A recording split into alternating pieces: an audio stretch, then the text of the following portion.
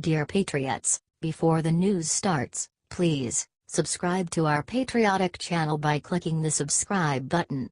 Give us a thumbs up to this video. Don't forget to leave your opinion below in the comments section. Share the news on Facebook and Twitter so your friends see it. Thank you. Watch ultra-liberal Trevor Noah admit that President Trump is right about Elizabeth Warren. Ultra-liberal Daily Show host Trevor Noah does not like Donald Trump.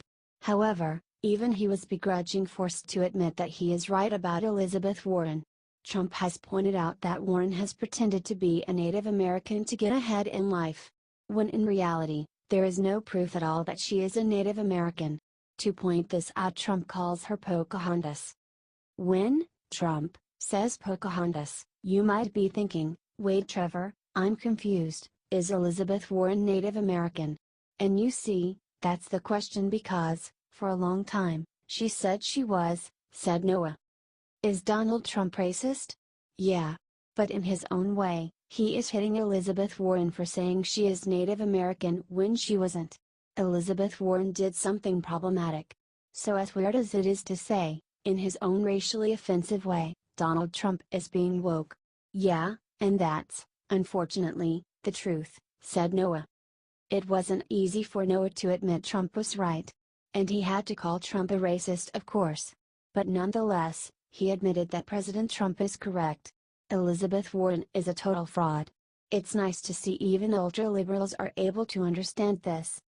In 2012, The Atlantic called her out. Elizabeth Warren is not a citizen of the Cherokee Nation. Elizabeth Warren is not enrolled in the Eastern Band of Cherokee Indians. And Elizabeth Warren is not one of the United Kituwa Band of Cherokee. Nor could she become one, even if she wanted to. Despite a nearly 3-week flap over her claim of being Native American, the progressive consumer advocate has been unable to point to evidence of Native heritage except for an unsubstantiated third-hand report that she might be 1/32 Cherokee, they wrote.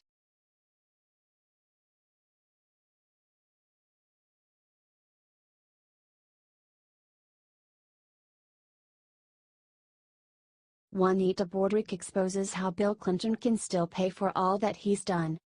Juanita Broaddrick has accused Bill Clinton of violently raping her decades ago. Although Clinton has not faced justice, Broaddrick reveals why she hasn't given up hope, and how Bill Clinton can still pay the price for what he's done. In the case of Bill Clinton, he's got a post-presidency. He's still paid, for instance, a presidential pension from the U.S. taxpayers. Are there things you'd like to see still done in his life that would affect him? Asked a Daily Caller reporter to Broaddrick. Oh yes. Everything that he's given as being a past president, with the exception of his Secret Service things. I think that all financial things that are given to him should be removed, Broaddrick responded. Bill Clinton is a horrible person, and so is Hillary. If people out there have allegations against him that have not been brought to the light of day, now is the time, said Broaddrick. Broaddrick is also pleased that after decades of ignoring her, the media is suddenly starting to take her allegations against Bill Clinton seriously. We're in a new era, and it's exciting, she said. Now that Bill Clinton is no longer a tool the Democrats can use, they are willing to speak up against him. Even if the reasons behind the media listening Broaddrick are fishy, if Broaddrick can finally be heard, it is a good thing.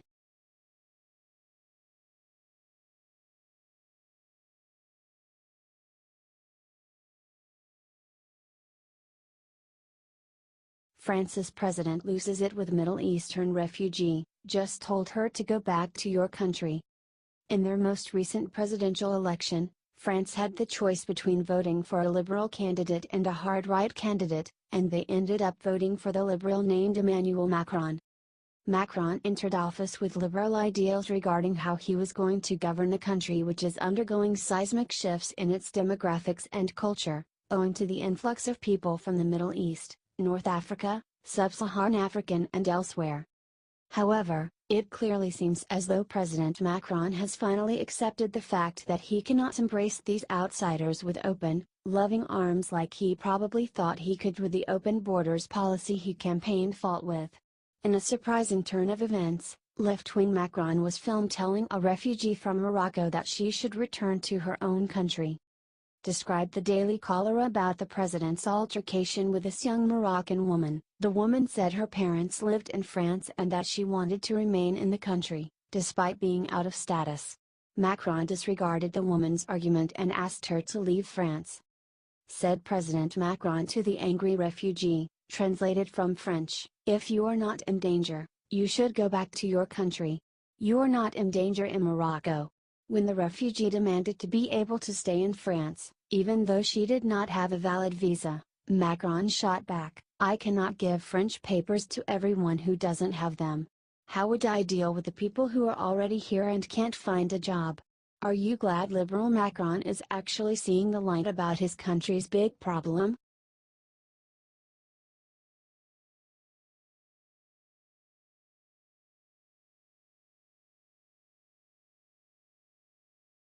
Keep bending over like that. Leaked footage reveals creepy things Matt Lauer said to Katie Couric.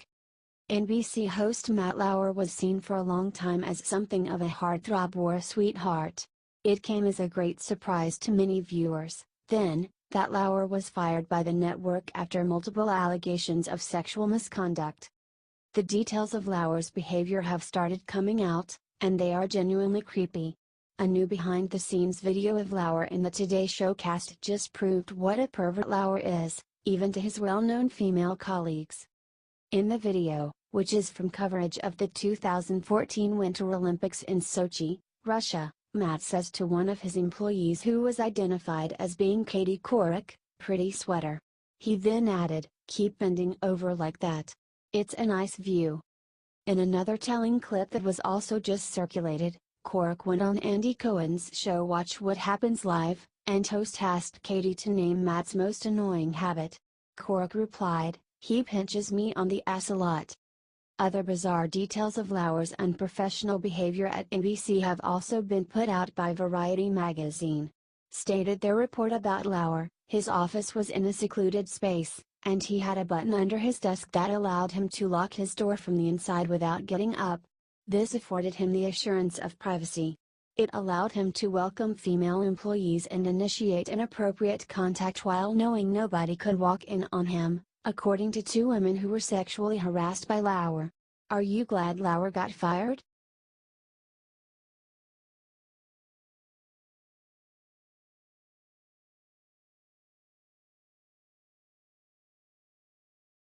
Geraldo is in huge trouble with Fox News for what he said to defend Matt Lauer.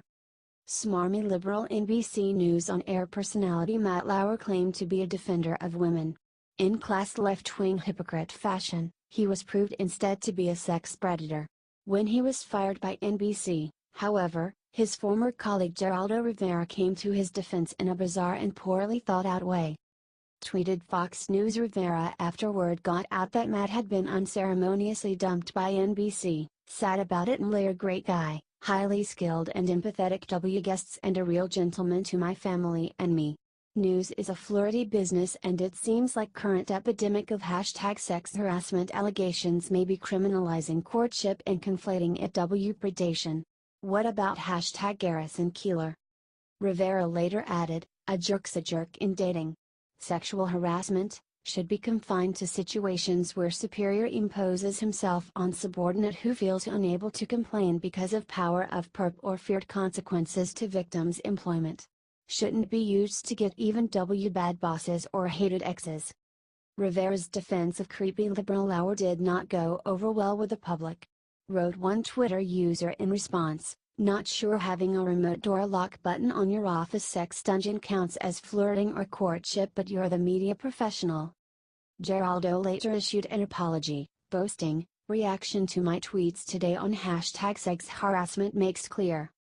I didn't sufficiently explain that this is a horrendous problem along hidden harassers are deviants who deserve what is coming to them. Often victims are too frightened to come forward in a timely fashion. I humbly apologize. Rivera's employers at Fox News were not amused. Network executives wrote in a statement condemning what Geraldo said, Geraldo's tweets do not reflect the views of Fox News or its management. We were troubled by his comments and are addressing them with him. Do you think Geraldo should get fired for this?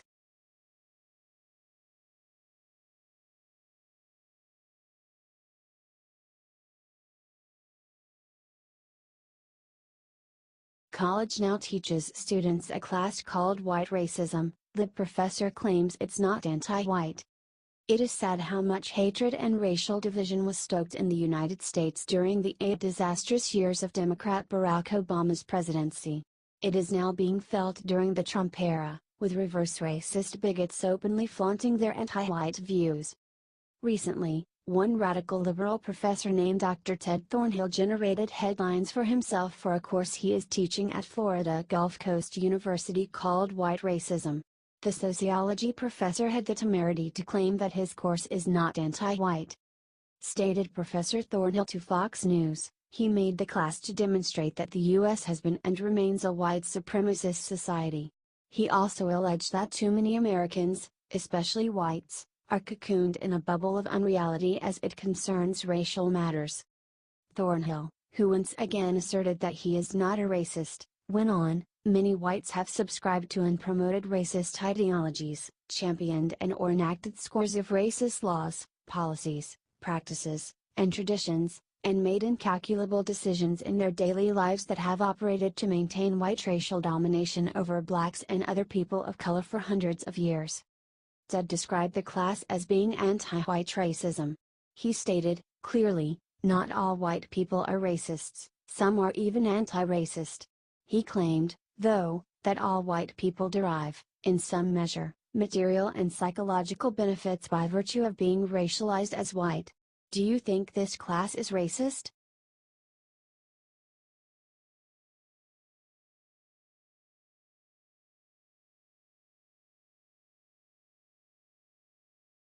Sarah Sanders hits CNN with a brutal zinger for protesting President Trump's Christmas party. President Trump wrote a few tweets that really got under CNN's skin. That is always fun to do. And as a result, CNN announced that they will be protesting Trump by not showing up to his Christmas party. Sarah Huckabee Sanders had the perfect comeback for this. Here are the tweets that made CNN so angry. At Fox News is much more important in the United States than CNN, but outside of the US, CNN International is still a major source of fake news, and they represent our nation to the world very poorly. The outside world does not see the truth from them. Tweeted Trump. We should have a contest as to which of the networks, plus CNN and not including Fox, is the most dishonest, corrupt and or distorted in its political coverage of your favorite president, me. They are all bad. Winner to receive the fake news trophy. Tweeted Trump. As a result, CNN released a statement. CNN will not be attending this year's White House Christmas party. In light of the president's continued attacks on freedom of the press and CNN, we do not feel it is appropriate to celebrate with him as his invited guests. We will send a White House reporting team to the event and report on it if news warrants, wrote CNN. Sarah Sanders had the perfect response. Christmas comes early. Finally, good news from at CNN, she said in response to CNN. Awesome.